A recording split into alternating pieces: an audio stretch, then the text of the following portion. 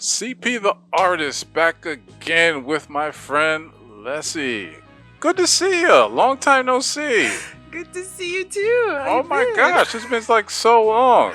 It's been a few months. How's it going? Well, a lot has changed, as you can see. A lot has changed. She's blonde now. I'm back to being me. A lot of updates. Life has been lifing. I think we met at an event recently. Yeah, Super Bowl. You know what I'm Super saying? Bowl. How was your Valentine's? It was very horrible, and I don't ever want to have a Valentine's like that again.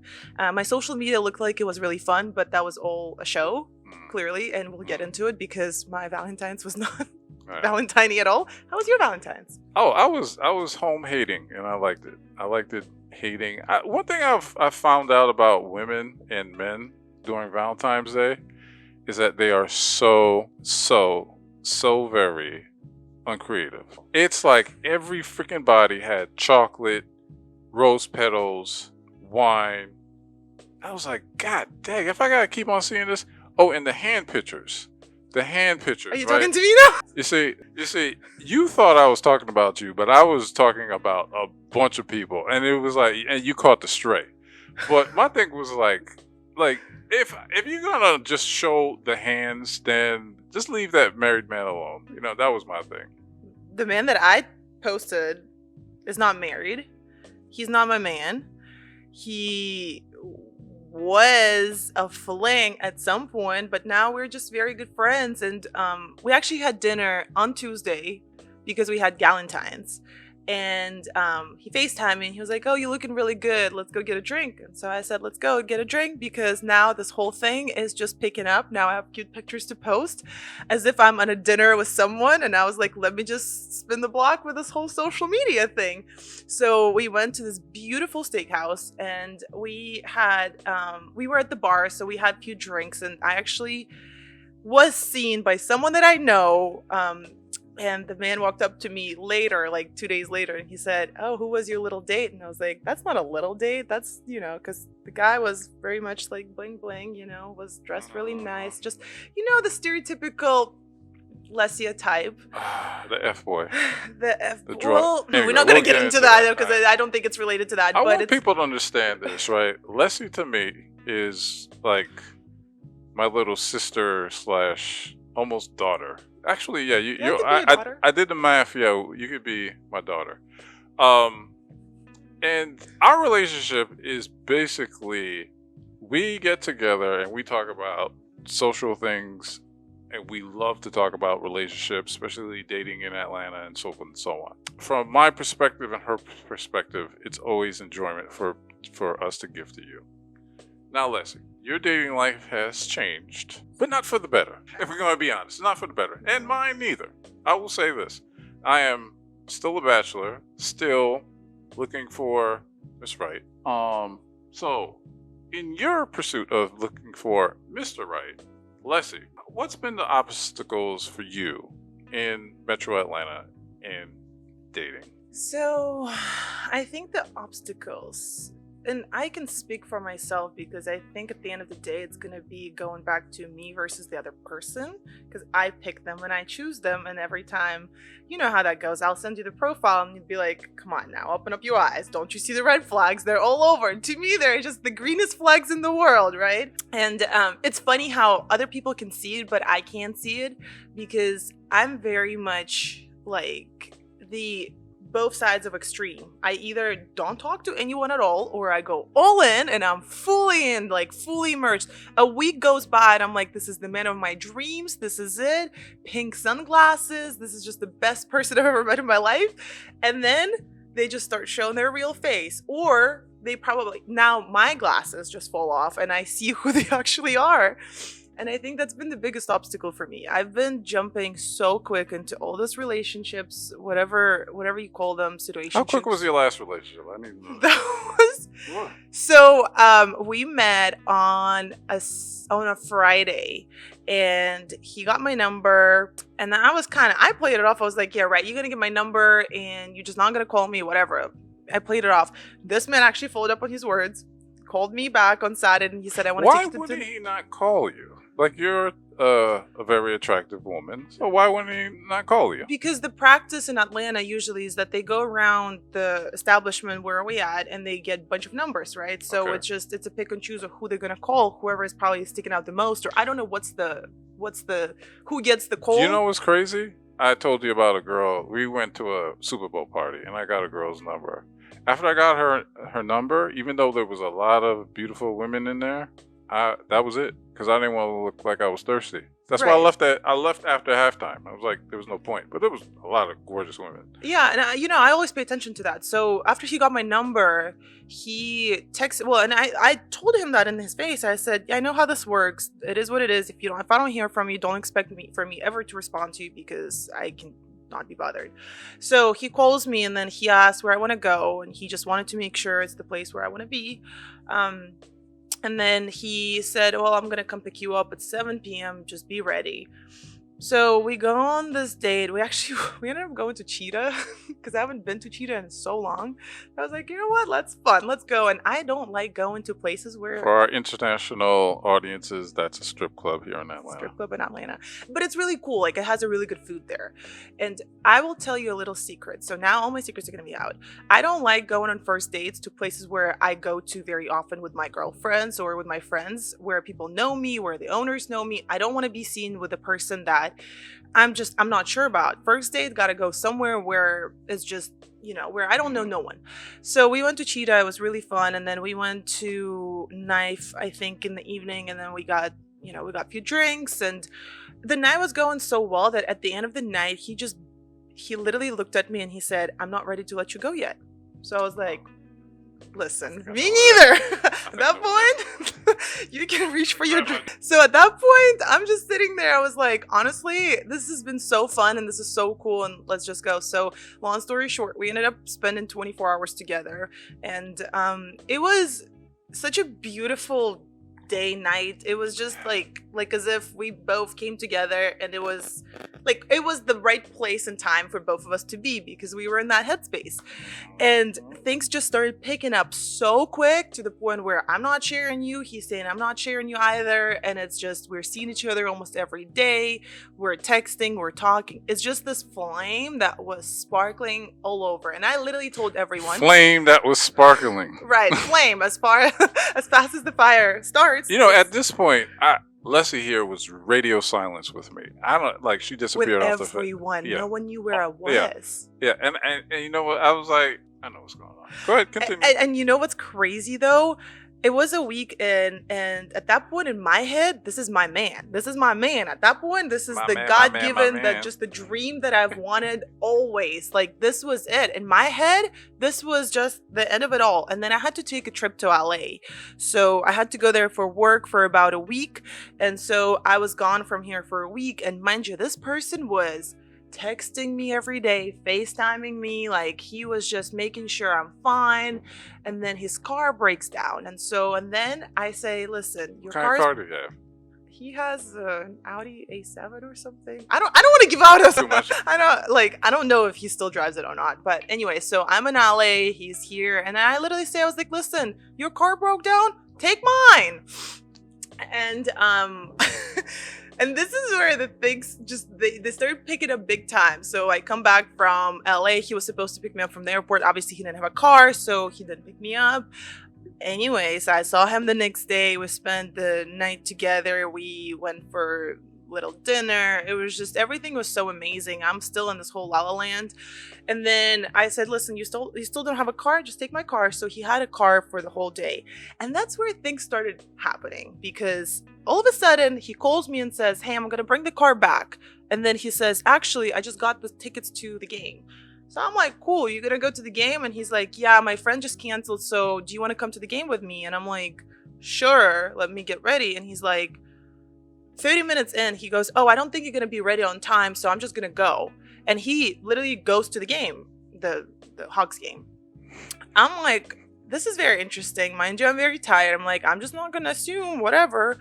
And my whole thing is that I've been tapping into my intuition, into my spirituality, and I've been really trying to see how I feel in the moment. You tapped that well. And I felt some sort of something, and I was like, something is really wrong. I was like, this man has my car. And then I'm like, okay, cool. As long as my car is back. So in the morning, he starts calling me at like 7 in the morning. I wake up and I'm like, what's going on? All of a sudden, just when someone starts blowing your phone up in the morning, it's kind of like shady, right? Because I'm like, what's up? Why are you, you know? So he's like, well, I'm going to bring the car back. I have so much going on, whatever. So he brings the car back. He comes to pick me up, brings the car back. And in my mind, I'm like, is this guy going to put gas in my car? Because he's been driving around the whole town. Your car has premium. Yeah, and my car has premium. And so, and mind you, like, I drive a nice car, right? I don't drive some. It does. It's right there. Yeah, it's a nicer car. It's an older one, but it's a nicer one. Anyways, he puts gas in the car, and then, I drop him off. I get the car back. And then things just start getting really weird because he's kind of like in and out. I'm not sure what's going on. And then he asked me to come and work from his house. So that was when things just started taking a turn because, again, I'm telling you, I'm tapping into this whole like trusting myself thing. I'm sitting there, mind you, I was working out. I started working out with a new trainer. Shout out to Dave, my favorite trainer. So I started working out with a new trainer. My calves were hurting to the point where I couldn't walk. So the guy still goes, come to my house, let's work together from my house. Cool, let's work together from your house. So when I get to his house, things are just off completely because he's sitting on the couch and he's laying down on the couch this way. I'm sitting here, and then behind him there are picture frames of his child. And somehow I look at one of the frames and I see the reflection of his phone. And I see that he's been sending some the eye emoji when it's the side eye emoji. And I'm like, there's no way this man is not sending those emojis to another man. This has to be another woman, right? So, this is Atlanta, so this is Atlanta, and I'm like, I'm not stupid. And I literally said, okay, I'm feeling this way, so Which would be even worse for you, by the way. But go ahead. But I was like, you know what? I don't like this. So I said, I made up some excuse, so I left. I could barely walk. I just I crawled to my car. And then I literally said, you know what? And my friend told me, she's like, let's say if you want to find out, you're going to know. You're going to know one way or another. And then this guy is, I don't know how, but he reposts a girl on his story because he makes music, 7 listeners on Spotify. But anyways, so he reposts this girl on his story, and I click on her profile and I start scrolling. The first comment I see on her first post is heart eyes, big fine from the man. And I'm like, oh, isn't this my man? I'm like, he doesn't do that. And that was 23rd of December. This is like early January. What's going on? Then I scroll down and this woman has his song on her reel. And I'm like, okay. So I wasn't tripping. That was a woman he was texting. So I'm connecting 2 and 2. And the next thing that happened, this is what blew my mind absolutely and completely, was when we had a conversation a few days later, and I picked up the phone. I was walking my dog. I was bored. I was like, you know what? Let me just talk to him. He literally says, do you want me to be honest? And I'm like, absolutely. Be honest with me, honey. He says, when we were at that restaurant where I met you, at first I saw your friend, and what I actually saw was her ass. And then I turned around and I saw you getting up, and I've seen plenty of ass in Atlanta, but I've never seen anything of a kind like you before. So I decided to go and approach you. Oh, wait. Who had a better, who's he saying that had a better ass? Yeah. My friend. So when he says I haven't seen ass before, he said it about who? So he said, I've seen plenty of ass before. And when he saw because my friend is very curvy, and she's like a smaller one, and she's very curvy. Yeah, very curvy. And she's like a beautiful girl. And she asked she wanted me to take pictures of her. So she stood up, and then she was taking pictures. I was sitting down, and I got up. So he told you this? He told me that. Yeah. And did he ask for a threesome?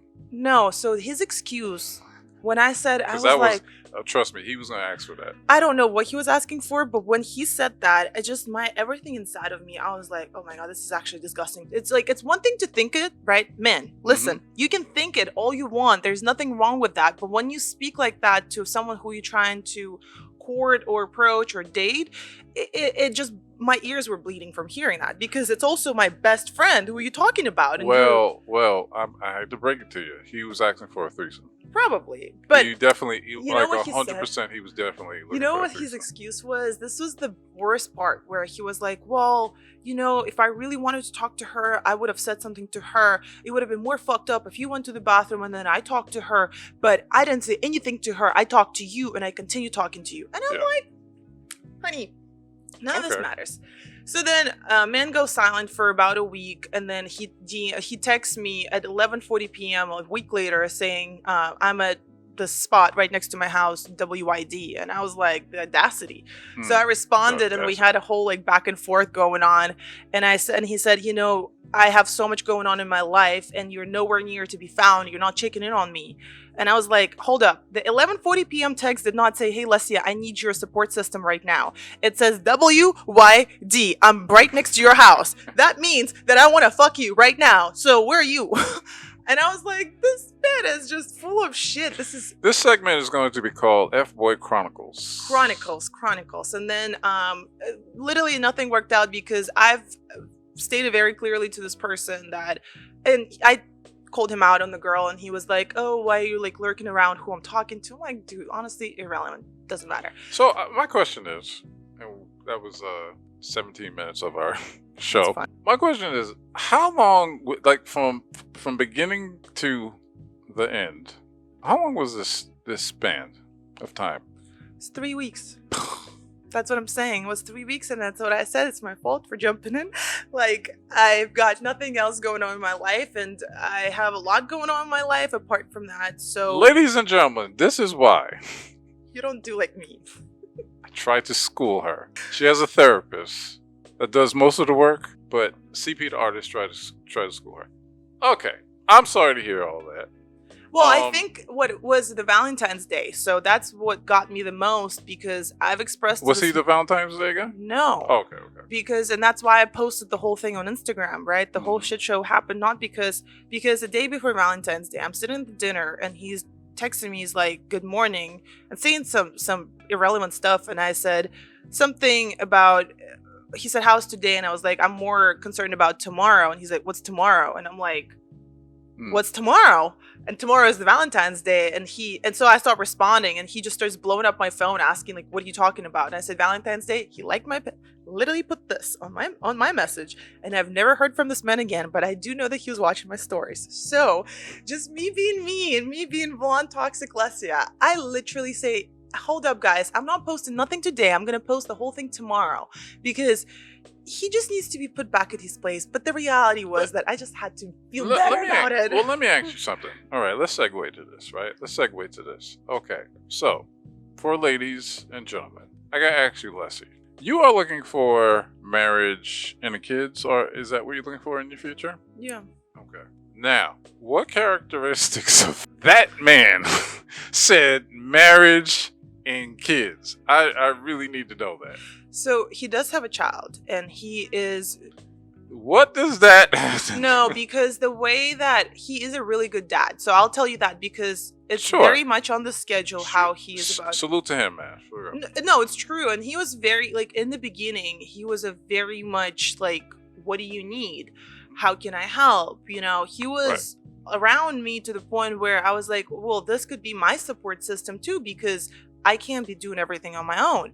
And then where I messed up is where by giving him a car and by just giving him access. And I also gave him, I had this Lululemon hoodie. I gave it to him too. And I was just like, I was just being myself, how I am. I'll give you whatever you need. You can get, it's always an exchange, whatever. But I'm always give. So yeah, but my thing is like this, right? When we, men and women, are looking for that mate, the mate has to have characteristics, and we have to learn very quickly why are they into us first. Like me, I'm looking for marriage and kids in my future.